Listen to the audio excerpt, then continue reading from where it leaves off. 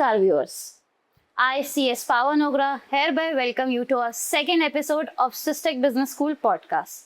Today, we have with us another dynamic personality, Professor Pragya Thakur, who has around 8 years of academic experience and is currently having specialization in human resource subjects at Systech Business School. Hello, ma'am. How are you today? Yeah, I'm fine. Thank you. It's pleasure to be here. Thank you so much. Ma'am, today we are going to discuss about AI-driven technology. So, what is your viewpoint when I say AI won't replace you, but someone using AI definitely will? So, it is the truth, and the truth is nuanced. And we can see that AI is replacing every function of the management, be it HR. The reality is that it is not a doom and gloom story. The real story is that the choices you make, the choice to upskill, the choice to strategize, and the choice to choose or rather to select the AI as a tool and not as a threat. Okay, ma'am.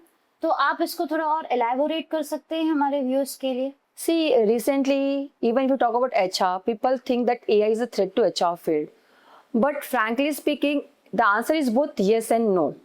The reason being is that the most of the administrative tasks of HR, like resume screening, attendance tracking, little bit of performance management, and also somewhere solving the basic queries of employees are done with the help of AI chatbots.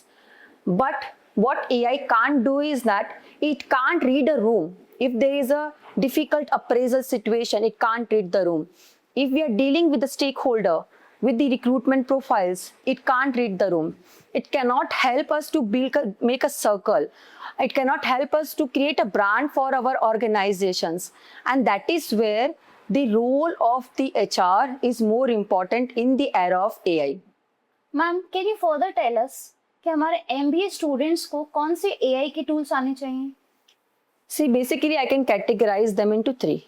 The first is we use mostly nowadays, and it is the first is ChatGPT and Gemini. We can use them for summarizing, ideating, and somewhere writing also. And the best I can propose for writing is Grammarly and Notion AI because it is good for writing as well as organization. Next is HR specific tools that are used by the organizations. So some of them are Recruit. Then there is LinkedIn Recruiter, SAP Success Factor. These are the tools that are used by the organizations for recruitment as well as performance management analytics. So, and apart from that, I will ask students to learn basics of data analytics too, like use of Tableau. Then there is Power BI and little bit of Python coding. I'm not asking them to become a data scientist, but if you're able to read this, if you're able to create a story, using a attrition dashboard, somewhere you are ahead of 80% of the HR professionals that are entering the market right now. Pragya ma'am, thank you for your wonderful insights. I am quite curious about one thing. How has AI enhanced our recruitment process? See, the enhanced word is the appropriate word that you're using right now. As I've mentioned, there are various AI tools right now like Recruit, SAP Success Factors, and most of them are handling the basic administrative task. So now the person entering into the HR world, their job is shifted from administrative task to the strategy task. Now their role is to make hiring decisions. Their role is to create a culture that can retain the employees, and their role is to create a brand of their organizations. So now the role for the HR professional is part brand ambassador, part data analyst, and part strategist. It is completely shifted from the fundamental role. Okay, ma'am. So, one final message for our MBA students. See, as we're talking about AI right now, and most of us think AI is a threat. I don't think it's a threat, but it's a complementary thing for us.